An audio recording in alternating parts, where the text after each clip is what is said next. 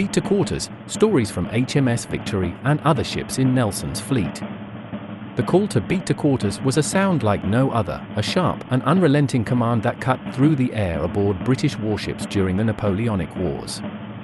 It was not just a signal to prepare for battle, it was a harbinger of death, a reminder that a fierce confrontation was imminent.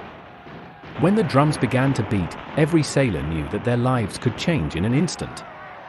For some, it was their first encounter with the terror of naval warfare. For others, it was a familiar, though no less daunting, sound that marked yet another engagement in an unforgiving war. Whether young or old, officer or seaman, the sound of the drum signaled a moment of profound uncertainty and courage. In the chaos of battle, amidst the deafening roar of cannon fire and the smoke of conflict, sailors and officers alike would find themselves drawn into a relentless dance of survival, camaraderie, and duty. But the beat to quarters was not just about the moment of battle, it encapsulated a larger experience, one of fear, hope, and the unbreakable bond between those who sailed together. This was the reality of life in the Royal Navy during one of history's most tumultuous periods, and for those who endured it, the memory of that call would live on long after the cannons had fallen silent.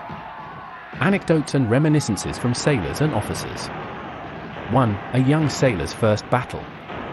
Thomas Cooper, a fresh-faced 18-year-old sailor, had little idea of the horrors awaiting him when he first heard the dreaded beat to quarters call during the Battle of Trafalgar. His memoirs capture the terror of that first experience. "I had barely a chance to grip the ropes before the command rang out, beat to quarters. The sound of those drums. It went right through me. I remember looking at my hands, wondering if they'd be steady enough to load the cannon. I'd never faced the fire of battle before, but in that moment, it felt like my heart was going to beat out of my chest. We rushed to our stations, all of us trying to appear calm, but I could hear the terror in the men's voices. It was real now, and I realized there was no turning back." As he hurried to load his cannon, the intensity of the battle swept over him. Enemy shots whizzed by, and the thunderous roar of the cannons filled the air. Through the chaos, he found a strange sense of focus, recalling how, at the time, every motion seemed mechanical, his hands moving almost without thought. "That first battle scarred me in a way I couldn't explain," Thomas wrote. "Over the years, the sound of the drum would become etched into my mind as the symbol of readiness and resolve.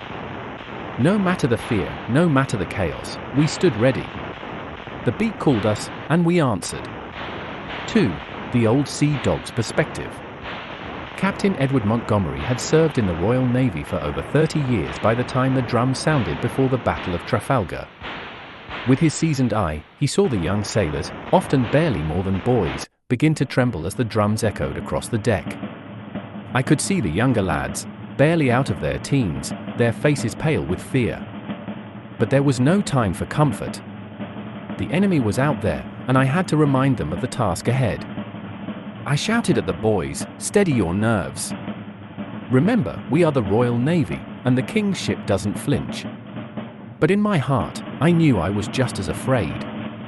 What was coming could break us, and I had seen good men fall in battle before. As the battle progressed, Captain Montgomery moved with confidence, shouting orders to navigate the Victory closer to the enemy fleet. Though he kept a steady face for his crew, he couldn't deny the fear gnawing at his own stomach. After the battle, years later, when he looked back on Trafalgar, he often thought of the men who had been lost, and of how they had stood together under fire. Every beat to quarters was a reminder of what we were trained for, and how fragile our lives were. It was that moment when the drums sounded that we had to steel ourselves for what came next. We would either win or perish. 3. The surgeon's quiet remembrance. Dr. John Thompson, the ship's surgeon, had witnessed firsthand the brutal aftermath of the beat to quarters. His was a quieter, but no less intense, responsibility as he tended to the injured. On one fateful day, he recalled the horror of treating a young sailor caught in a cannon blast. "I remember it like it was yesterday.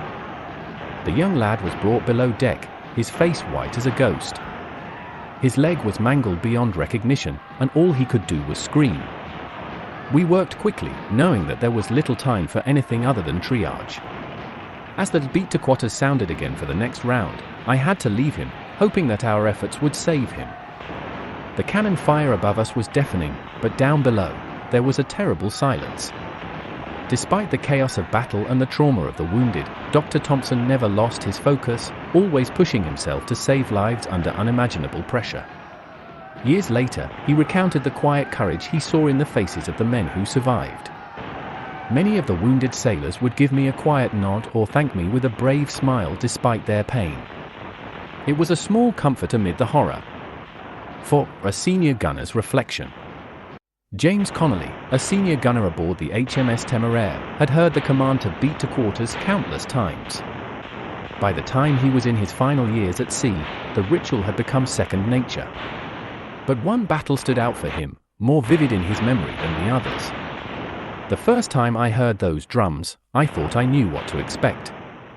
I had been through drills and practice. But nothing prepared me for the chaos of real battle. The ship was shaking from the force of the cannon fire, and men were shouting orders left and right.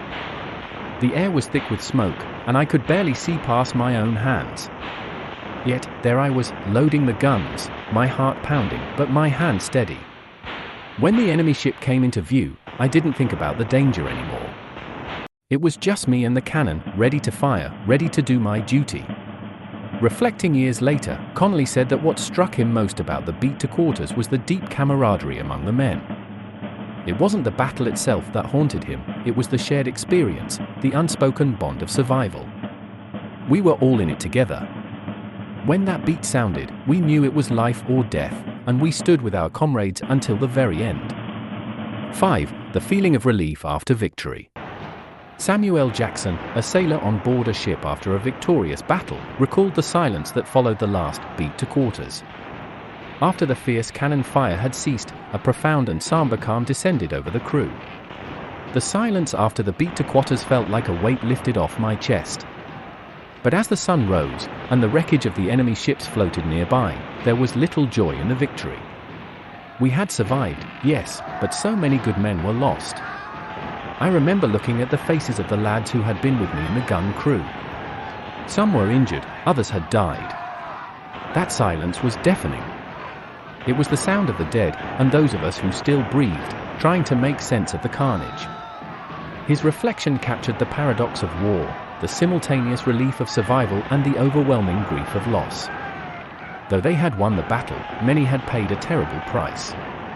Samuel's words encapsulated the deep internal conflict felt by many sailors, a victory, but at a high cost.